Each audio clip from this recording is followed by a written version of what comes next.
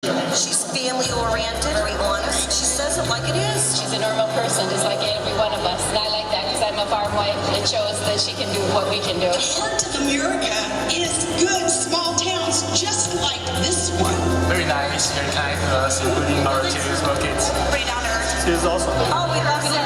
It's not just me, it's so many Americans. I think we're seeing a great awakening of the American public. These folks love this country. They want to make sure that we are handing the next generation the blessings of liberty. That is why it's so important for people to get engaged. Look around you. You're not alone. You are Americans.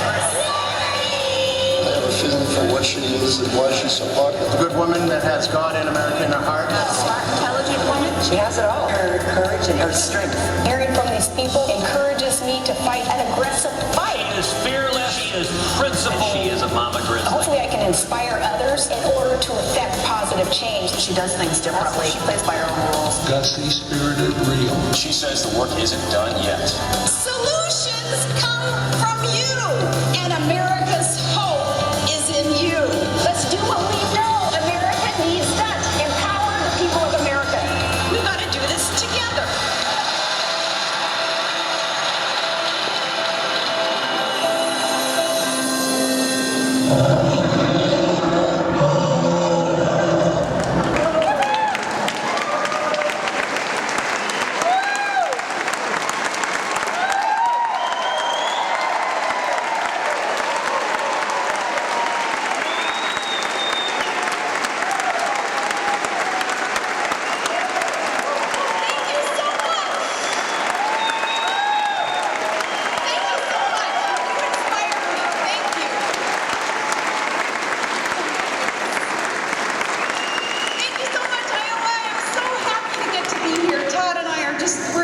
To have traveled from Alaska to get to visit with you all and to be here on the Iowa State Fairgrounds. It brings back some really good memories, and as we're driving through, I'm looking around, where's that fried butter on a stick? That's what I miss.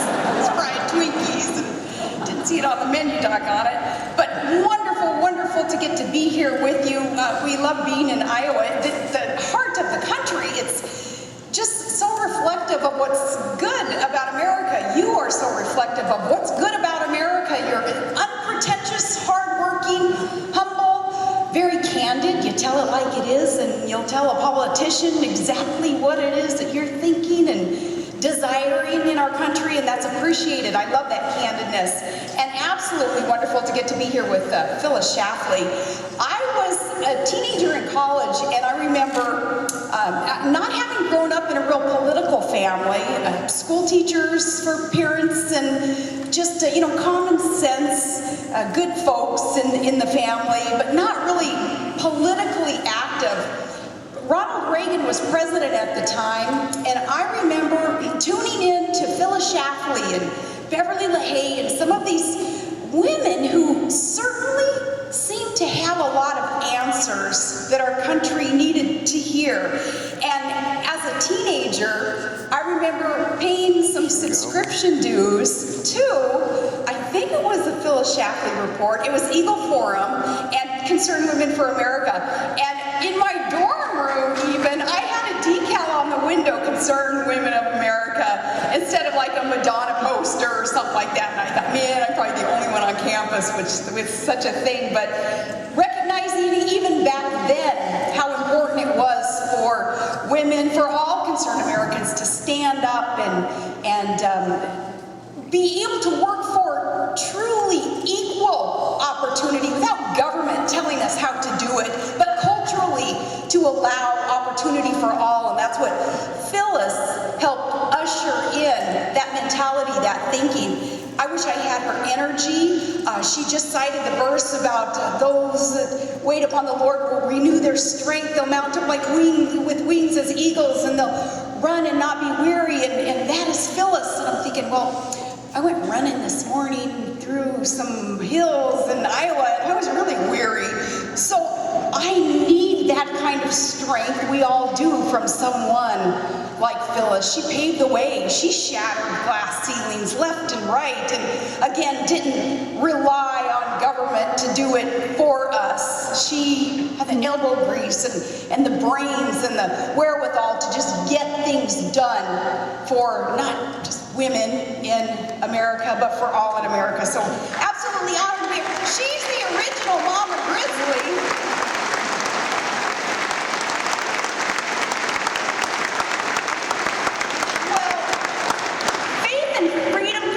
I want to thank you for amplifying our voice, for taking the good cause around the country, for resisting that fundamental transformation that so many liberty-loving Americans never signed up for. You remind us of the inherent link between faith and freedom.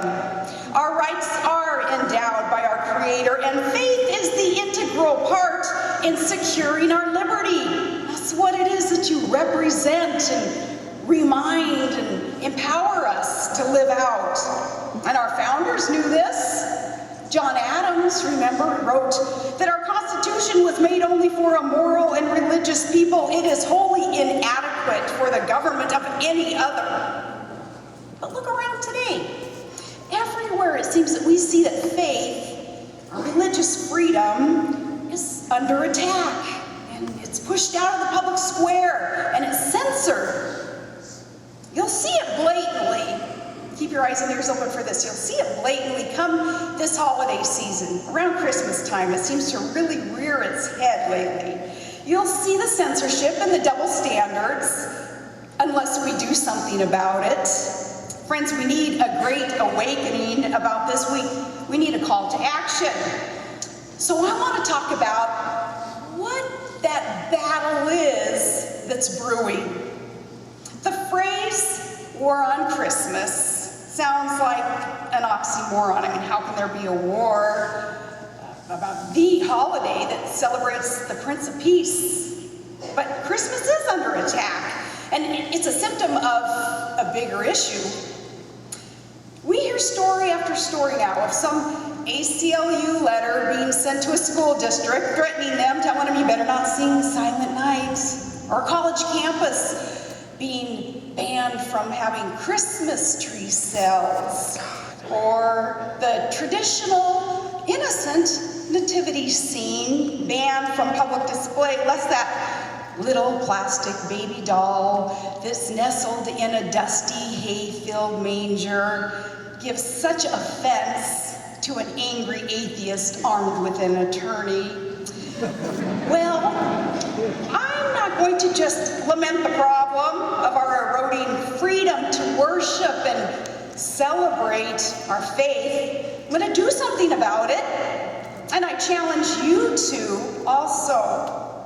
I just wrote about this. Tuesday, I have a book that comes out, and I say in a very jolly Christmassy way, enough is enough. See, enough is enough of this politically correct police out there that is acting to erode our freedom to celebrate and exercise our faith. Some Scrooge wants to force Christ out of Christmas and wants to ban Jesus as the reason for the season. Now, I wrote about this, and the book is more than just talk about more politically correct Scrooges shouting bah humbug. But see, the war on Christmas is just the tip of the spear in a larger battle to marginalize expressions of faith and make America's true religious freedom just a thing of the past. So I wrote answers and actions to protect the heart of Christmas, and I did mix in there funny family stories and unique family traditions and Alaskana recipes. There's some entertainment in there. It's not a political lecture, and shoved down your throat type of narrative. I even included there my moose chili recipe. I want you guys to know how we do that. What it is, though, it is a call to action, and it's imperative, because we must protect our constitutionally protected freedom of faith.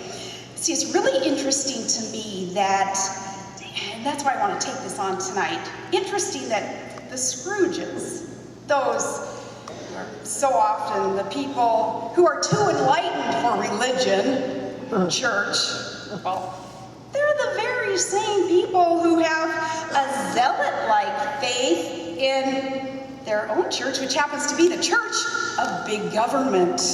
And what's that done for you lately?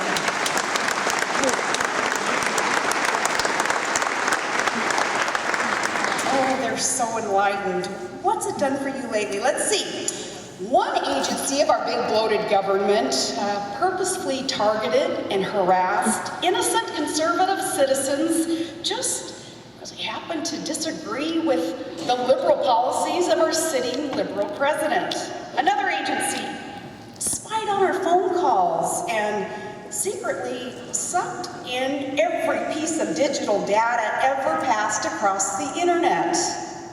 Another couldn't be bothered to defend our U.S. ambassador and consulate on the anniversary of 9/11 during a murderous terrorist attack, and then we were blown off with a flippant response of, "What difference does it make?"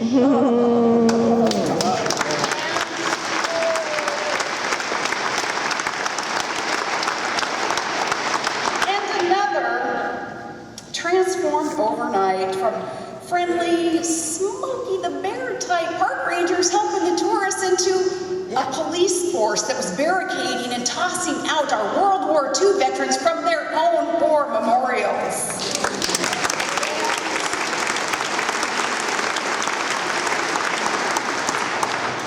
And folks, the crowning achievement of their church of big government, Obamacare, with its architect, the president, now broadcasting his ShamWow-style infomercials, defending this train wreck in all of its deception.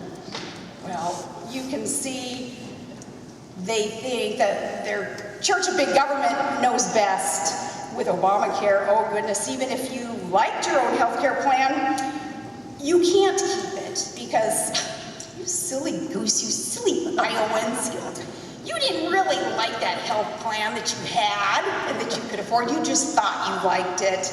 Our dear leaders know better. They won't let you keep it, nor afford your new one, because what do you Hicks and flyover country know? What do those hockey moms in Wasilla know about how to raise our families or run our businesses or spend our own income or run our own lives according to our own priorities or manage our own health care? Well, the lapdog media, they let them get away with all of this, the lies, the deception for far too long, and irreparable damage is done. This recent, though, tiny acknowledgement that it's Obama website that's broken. That's the problem. Just fix it. Fix the website. That's the ticket. Don't worry, people's government says now they've called in the best and the brightest to fix the website. Good Lord, a broken website? I don't give a flying flip about a malfunctioning website. Just another distraction. It is a de minimis fix, is what you'll find with working on a broken website. That does nothing to address the far left's stifling, strangling, shackling agenda on America. Don't give a rip about it. Those website fixer-uppers sent in to save the day for Obama. Again, it's just a distraction. The best and the brightest, so he says, will fix it. Hey, supposedly the best and the brightest have been calling the shots for quite a long time now. And where has that gotten you? Well,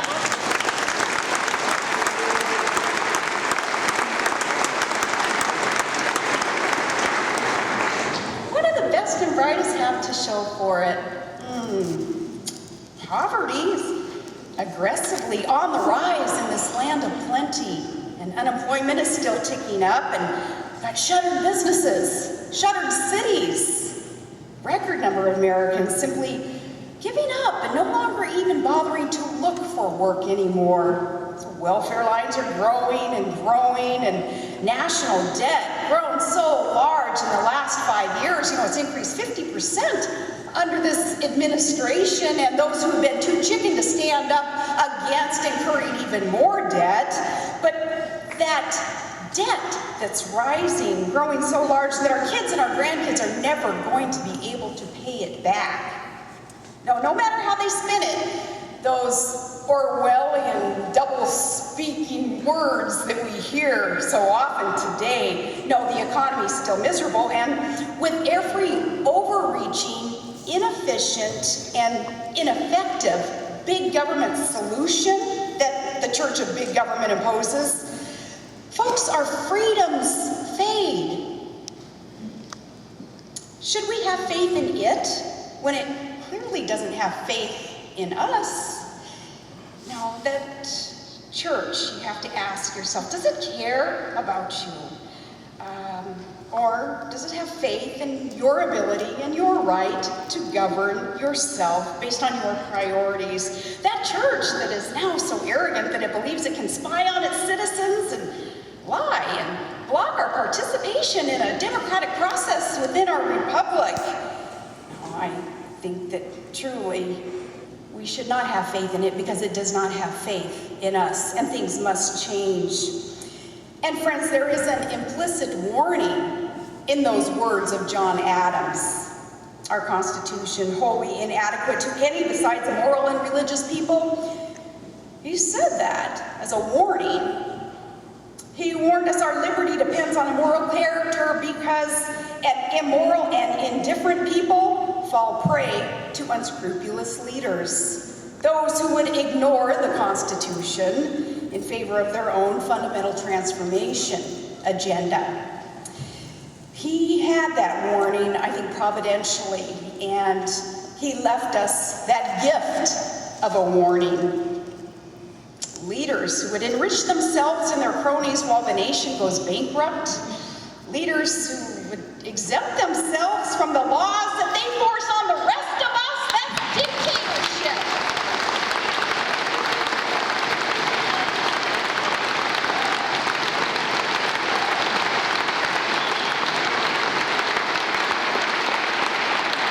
Leaders, remember this? They promised that they would do everything in their power to fight against socialized medicine, against Obamacare. But when it came time to stand and defund it, they waved the white flag of surrender and they threw under the bus the good guys who did stand up and fight for their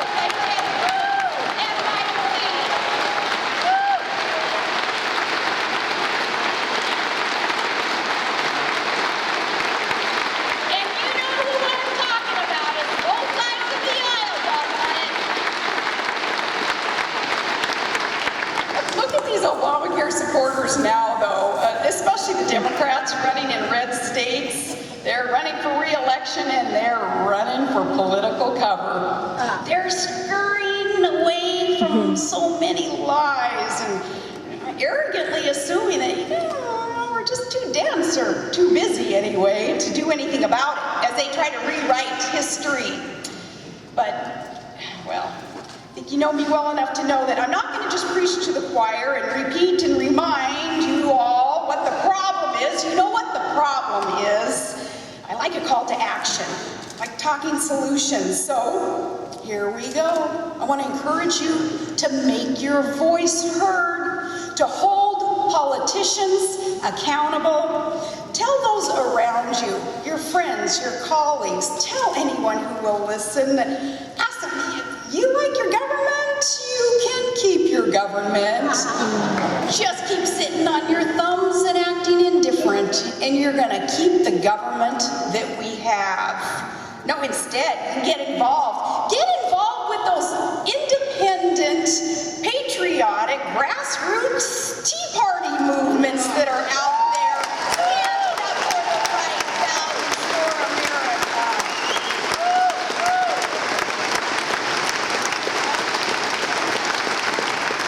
You know what kind of cracks me up are some of these Republicans Republicans who act a little bit embarrassed about the Tea Party movement, not understanding how independent it is, without titles and organization and, these inside battles for positions. It truly is a grassroots independent movement. And some of these Republicans would kind of, when it's convenient, shy away from any association with the Tea Party. That says a lot. So keep your eyes and ears open for those who would hesitate to embrace what the Tea Party movement is all about. Remember what Tea Party, the acronym, what it stands for, what it stood for at the very beginning is taxed enough already.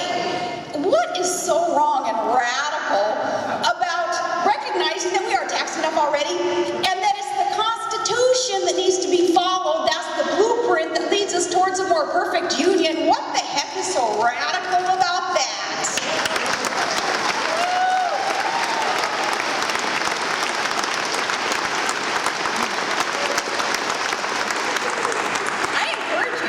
In the Tea Party movement, and don't stay home, and like I say, don't just preach to the choir. The 2014 midterm elections, thankfully, they're just around the corner, as Phyllis Schlafly alluded to.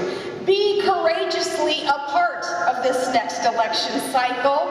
Man, keep the faith. And the fact that you are here tonight, that proves your passion, your courage, the commitment that it does take to make that positive difference is so needed in America. It proves that you still care. So keep the faith and share it, and know that you have a role and a responsibility in protecting the heart of a free America. Gotta stiffen our spines.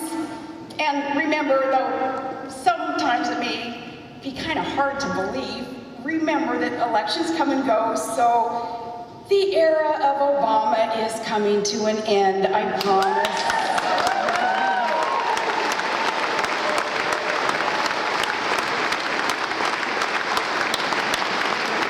The era of Obama, so my son had a bumper sticker that said the era of Obama is coming to an end, until I think one of his, he wasn't allowed to keep it on his truck on base, so he had to.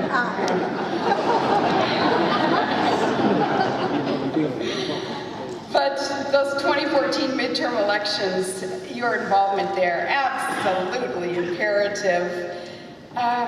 What about, though, after the era of Obama is over? What about our fellow Americans who will still be struggling and feeling beaten down, struggling to come up for air after 8 years of growing government and more taxes and more debt and less prosperity and less freedom? Now, coming up, that the other side will just offer more of the same. More false promises, more free stuff. And the media, for far too long, will go along with it and all the deception. What will you counter it with? See, this free stuff is so seductive. Why do you think marketers use free stuff to bring people in? Free stuff is such a strong marketing ploy. It's a tool. That lure of free stuff is seductive. But didn't you all learn too in Econ 101, there ain't no such thing as a free lunch? Yeah. Our free stuff today is being paid for by taking money from our children and borrowing from China.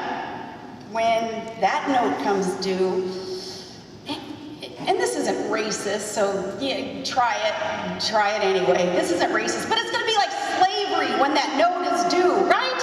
We are gonna be beholden to a foreign master because there is no plan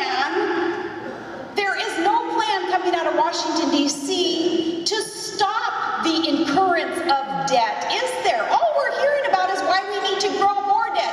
I learned, man, if you're in a hole and you don't want to be in that hole, quit digging. Yeah.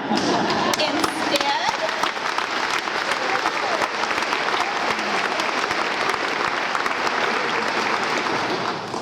if we keep going down this road towards bankruptcy, it's just common sense. You already know. I won't waste your time. You already know. But I challenge you now, though, that Well, there comes a point in every great movement, and the next movement, that great awakening, it is coming. I know it's coming. There's a point when simply being the opposition, though, isn't enough. For the past 5 years, haven't we all been that hockey goalie in the net, deflecting as many of the radical left's pucks as possible? But if we want to restore this great nation and win back the trust of her people, we need more than defense and opposition. Our daughter Piper, she is in the midst of the most important thing in the world today. And if you looked at our schedule, our family schedule, it kind of reflects that really middle school girls basketball really is the most important thing in the Palin family. Well, it kind of is right now. So Piper, in the midst of her season, we're reminding her all the time, yes, Piper, be tenacious on defense, like a barracuda. Yeah, but remember, defense alone doesn't win the game.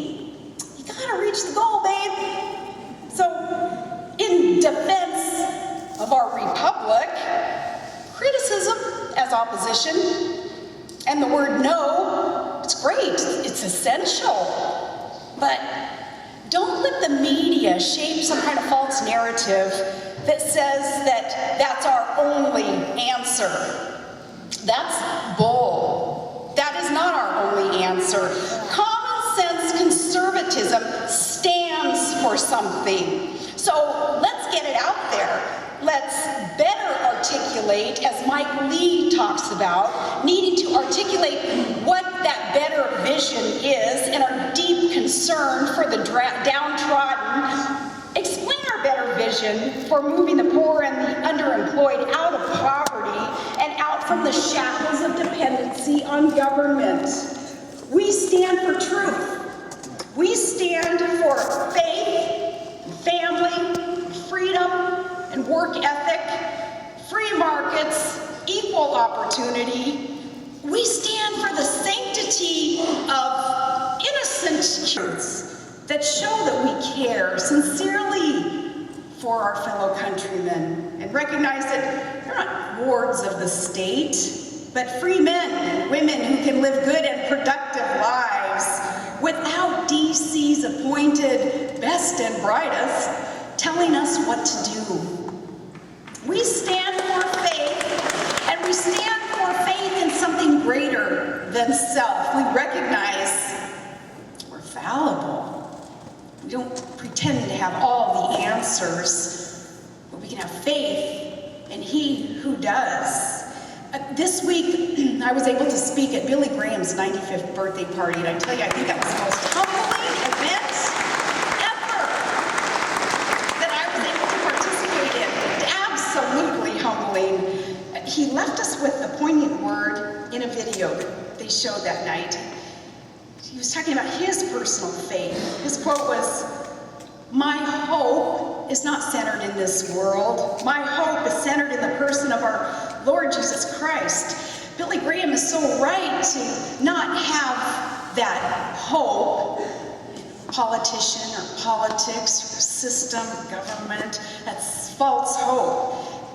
Hope, fingers crossed, hope, especially that politically strange, hopey, changey stuff that's part of our political system today, it is proven to be futile politics.